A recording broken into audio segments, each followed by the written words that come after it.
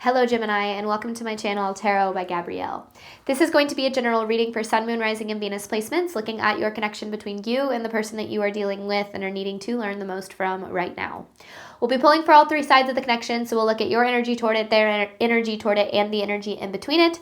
The concept being that there are three sides to every story. So we're looking at your version of the truth, their version of the truth, and this higher level unbiased truth in the middle. This middle section we'll be looking at what is the deeper purpose of the connection and the best way for you to move forward in order to align further with your higher self. Friendly reminder that these are general readings and they are not here to resonate fully for everyone, and they won't resonate fully for everyone. So do please remember to take what does resonate and helps your personal situation and to leave what does not. On that note, and especially if you are a cross-watcher, just know this whole reading can be reversed. If that is the case for you, that is totally fine and totally normal. Again, the point is to take what helps and leave what doesn't. Last thing is that any information on the extended reading or on booking a personal reading or coaching session with me is in the description box below.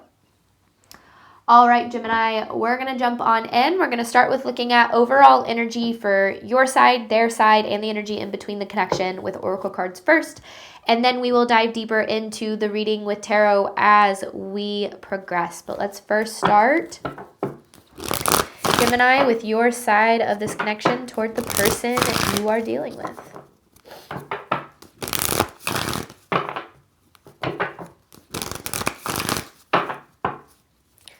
This is for Gemini's side of the connection, please.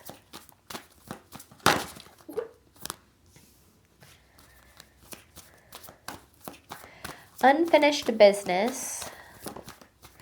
Wild card. Okay. When it comes to this connection, I feel as if you feel, that things are very up in the air. There's a lot of unknown factors around this connection at this time, and I feel with this unfinished business card, you see it as if this connection has not reached its full potential. So I don't know if this is, because on the bottom here you do have friendship. So I don't know if this is you wanting more or if this is already kind of in a romantic space. Maybe there was some sort of separation or something that kind of left you with a lot of questions, unanswered questions about this connection, and just kind of feels like you can't really shake this feeling that, there's more here. There's more potential. There's more possibility. Let's look at this person's energy toward you. Ooh.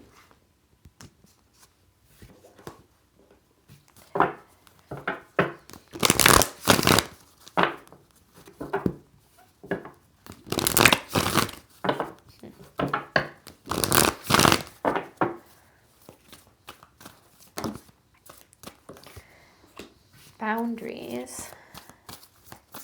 This person's built up a wall. Robotic. And then trapped here.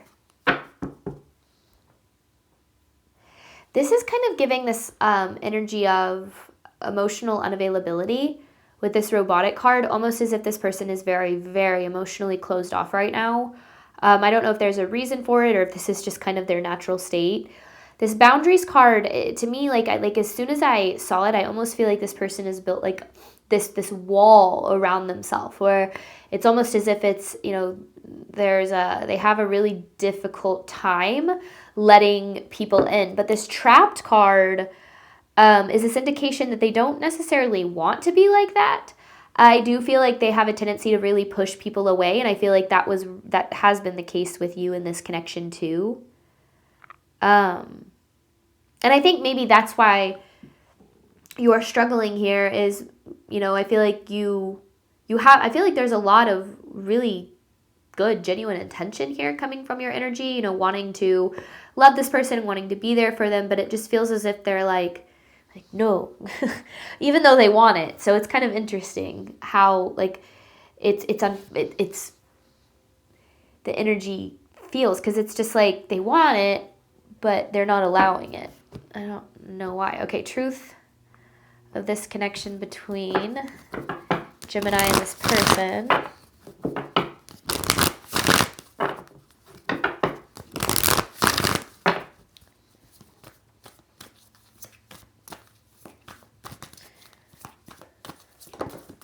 Okay, so that's what I was wondering. This is a connection currently in separation.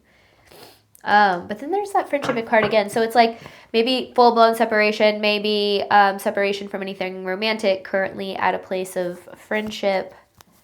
Maybe this is talking about a friend too. That could be something. And there's a separation here.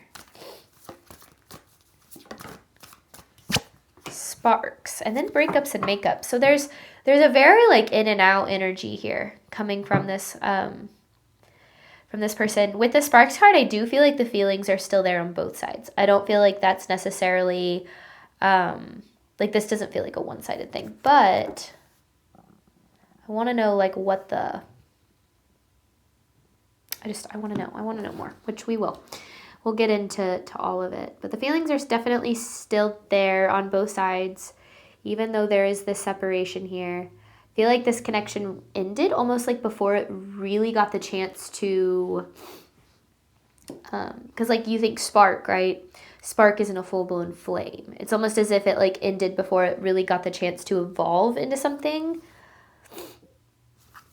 Okay, let's see. Overall theme of this reading between you and this person, Gemini.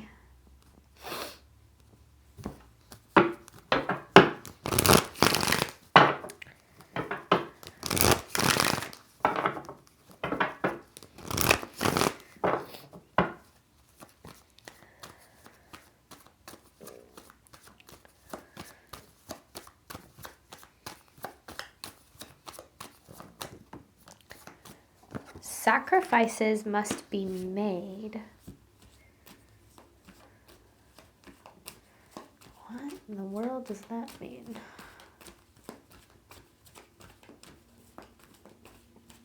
Want one more here?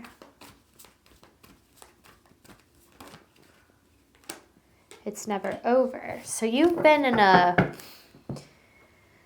cycle with this person.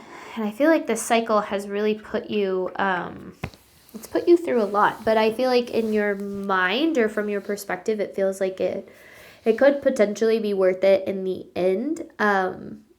If this connection ever grew to a certain place. But yeah, this is never over. It's kind of like around and around and around we go. Almost as if their behavior has become so predictable to you in some way. I don't know. Well, let's see. Let's get into it. We're going to start here with tarot, looking at your side of this connection, Gemini. Wild card with unfinished business. This is Gemini's energy toward the person they are dealing with.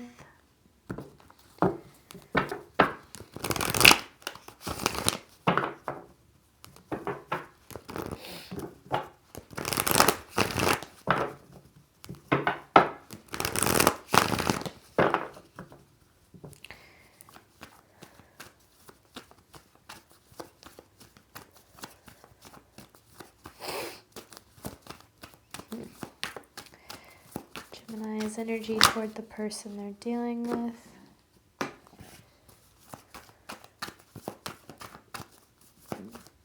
Ace of Wands. I need more context though.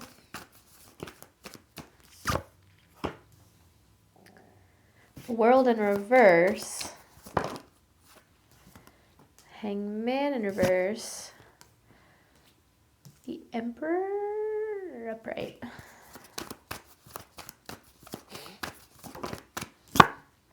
The Devil. A lot of major arcana cards. It's 4 major arcana cards so far. And then the 6 of Swords in reverse. I thought that was upright. It's definitely in reverse. Okay. Okay. This Ace of Wands, I kind of understand what it's saying now. I feel like this is like, and I kind of see it the same almost as this like Sparks card. Like it kind of carries a similar energy. And I know, like I'm looking at the imagery, you know, and it's kind of like this is very similar to this. I feel like this connection, you see it as something that has held so much potential for you. Almost as if like, you know, the feelings that you had for this person or even have for this person still like, but starting like very initially, almost as if it were very instant, very just like, very intense, right out of the gate. And I think that drew you into this connection very strongly and in a very intense way. There's a lot of curiosity about wanting to see where this could go and what this could evolve into, because I feel like this person almost like made you feel a certain way or feel things that maybe you never really felt before, or maybe with an intensity that you've never really experienced. And so things just right out of the gate were so intense that I feel like, as with anybody, it kind of left you in this place of, wondering what could have been when things did end up in separation. Now, with the world in reverse, this is an indication that there is some sort of a cycle that is needing to come to an end, meaning that a cycle that keeps showing up in your life that is actually very much blocking you from the love that you're wanting to draw in. And I think that with the Hangman in reverse, because there's so much intensity and so much, such strong feelings here, it's really hard for you to kind of let go and to just kind of let things unfold, because I feel in your mind, you've kind of created this idea that because you feel so strongly for this person or have felt so strongly for this person, especially if it's like, oh my gosh, I've never felt this way before, I've never experienced this, almost as if like if this doesn't work out, there's never going to be a relationship, like nothing will ever beat it. Like I feel like there's kind of that mentality here, which is making it really hard. And like I said, like there's this energy of really just holding on to the hope that eventually things can change, maybe get to the place that you want this connection to get to, but yet there's this energy of feeling really stuck. This connection has a lot of really high highs and a lot of really low lows. And those high highs make the lows seem worth it in the moment. I feel like there's kind of this energy of like, it's like a thrill. It's like, it's so thrilling, it's so exciting, there's so much potential, but then like the hangover is real. When things kind of die down or when there is a separation, it's just, it hurts, it's painful. But then, and because I feel like this connection is very in and out in your life. It doesn't feel like it's something that is consistent, or it also doesn't feel like something that's only been a part of your life for short term. Maybe, but if not, this dynamic has been a consistent part of your life. This Emperor card, I feel like you see this person as somebody that really aligns with what it is you've been looking for, almost as if they check all of the boxes. They make you feel things that you've always wanted to feel. Like there's just so much good associated with this. But like I said, I do feel that there's a crash. Like I feel like there's this crash from this connection that kind of leaves you in this, it's like you really love roller coasters, right? Like this is just an example of it. So you really love roller coasters, but roller coasters make you really sick. So you're on the roller coaster and it's so fun and you have the time of your life, and then you get off and you're just so sick. And when you're sitting there, you're going, I'm never going to ride that roller coaster again. But then you have an opportunity to, and you get right back on that roller coaster and you ride it, and afterwards you're like, why did I do that? I do not feel good. I feel like that's kind of the energy of what I'm picking up on. But like if I were to take that analogy a step further, it's almost like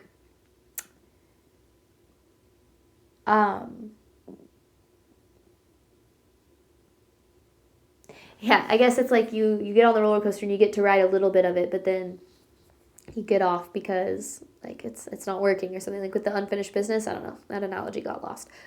But what I'm getting at is I feel like there's some, you keep getting drawn back into this cycle, back into this connection with this person because the feelings are so intense and so strong, but it leaves you in such a complicated place after the fact.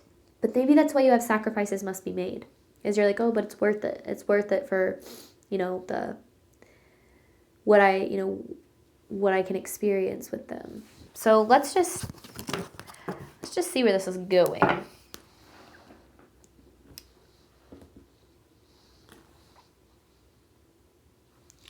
This person's energy toward you, Gemini. Robotic with boundaries.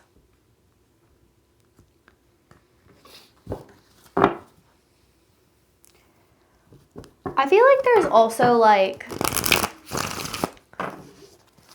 well, I'm going to just keep going. This person's energy toward you. I feel like I have a lot coming through right now, but I also feel that I'm kind of getting told to stay on track. This person's energy toward you. Oh, okay. 5 of Wands, 7 of Wands. If you look at both of these energies, it carries a lot of defensiveness, right? Like, always ready to protect themselves, always ready to fight, to be in an argument. It's like there's a lot of defensiveness in this energy. 5 of Wands, 7 of Wands.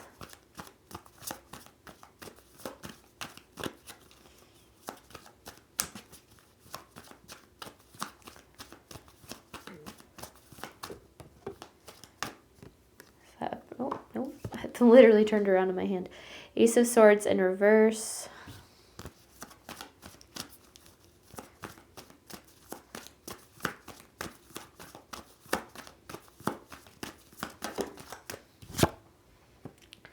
Page of Swords in reverse. And then they always want another opportunity. Ace of Pentacles. The Emperor on the bottom there.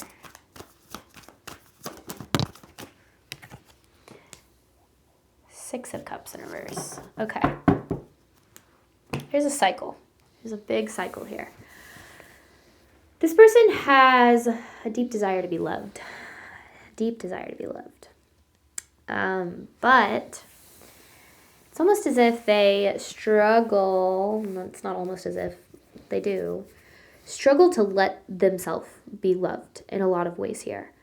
I feel like this person has been, it's almost like been surrounded for a lot of their life by people who are really like cold and distant and emotionally closed off, almost as if that's kind of the energy they've always really received from people around them.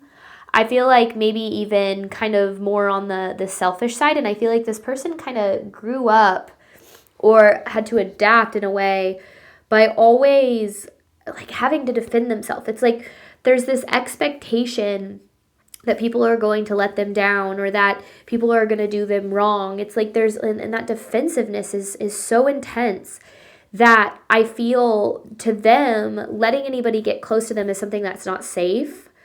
Now I feel that it's hard for you because maybe you know that about this person. Maybe you know that they're a little bit emotionally distant. Maybe you know that they, have kind of been surrounded by colder energy and you want to kind of help provide them with that safe space. But it just feels as if no matter how hard you try, it's almost as if this person is unwilling to let you in enough to like even allow themselves to start to feel safe with you or in this connection.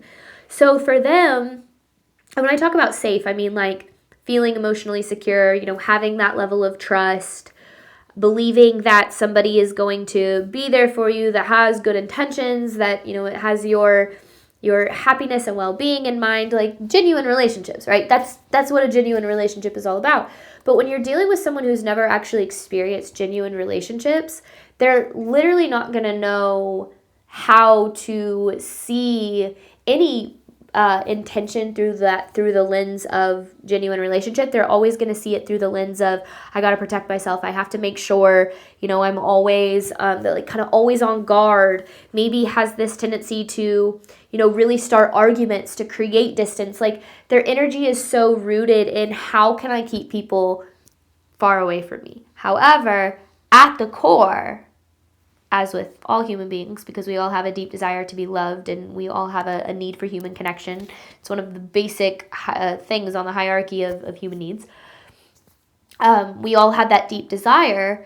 This person has that desire to love and be loved, yet they do not give the opportunity. Now, I feel in this connection, there is something very strong and real between the two of you. And I feel, just like it was kind of something unlike you've ever experienced, I feel for them, it was also something like they've never really experienced before, which in their eyes is even scarier. To you, it's like, oh, this is exciting. Let's see where this can go. And to them, they're like, this, if I've been hurt in the past, and I have like real genuine feelings for this person, I can really get hurt. This person could really, really do a number on me. I don't want to let that happen, so I'm going to shut them out. I'm not going to I'm not going to give this connection the potential to grow or ultimately the potential to hurt me.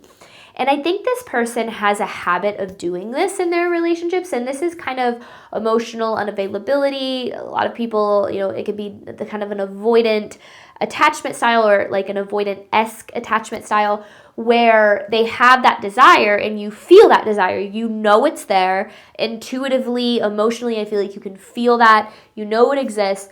But the way that they show up is very different than what you know their feelings are to be true. So I feel like on the surface, maybe this person is very cold, they're very distant, again, very like argumentative comes to mind kind of.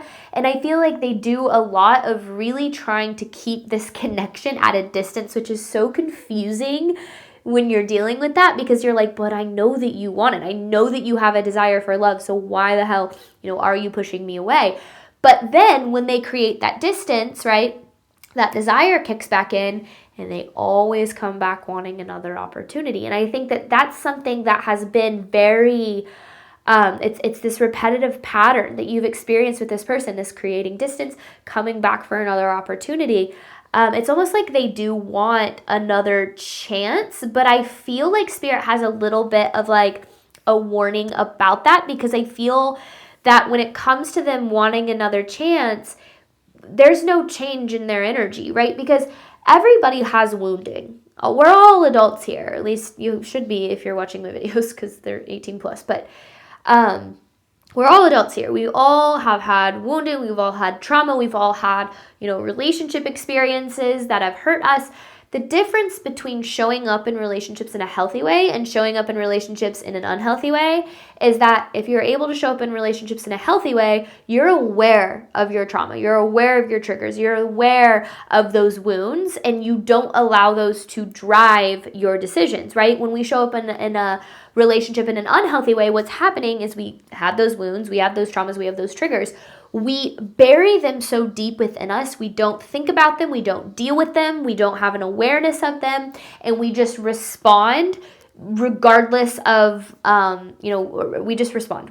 Or I guess a better way is we react when we start to feel insecure, when we start to feel triggered, whenever, these things start to arise, instead of sitting there and going, okay, this is a wounding, this is my pattern, this is usually how I've responded to this wound, I don't want to do that, I'm going to respond this way, right? I have a desire to be loved, so I'm not going to push this away, I'm not going to sabotage it, I'm not going to go cold, I'm going to soften, I'm going to lean into those uncomfortable feelings, allow myself to be vulnerable, and let this grow and expand, because that's the only way I can have what I desire, right? That is a healthy approach to relationships.